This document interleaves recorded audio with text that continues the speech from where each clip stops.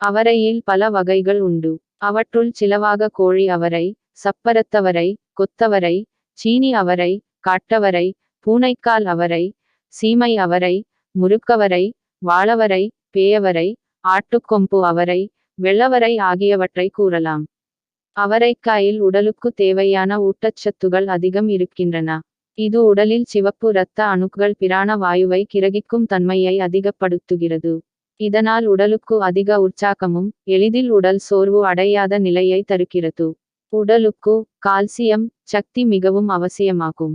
இந்த கால்சியம் சக்தி தான் உடலின் பற்கள் மற்றும் எலும்புகளின் உறுதித்தன்மைக்கு அவசியமானதாக இருக்கிறது. அவரையில் உடலுக்கு ஊட்டச்சத்தும் மருந்தும் ஆகும் பொருட்கள் மலிந்துள்ளன.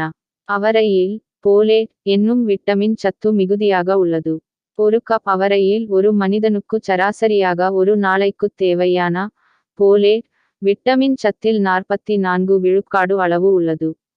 இந்த போலேட் தாவர ரசாயன மாற்றங்களுக்கு உறுதுணையாய் நின்று மரபு அணுக்களின் உற்பத்திக்கும் செல்களின் வளர்ச்சிக்கும் அமினோ ஆசிட்கள் உருவாவதற்கும் உதவுகிறது.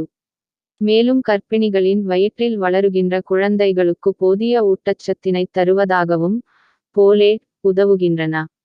அவரையில் உள்ள இரும்புச் சத்து இரத்த சிவப்பு அணுக்கள் உருவாக்க உதவுகின்றது.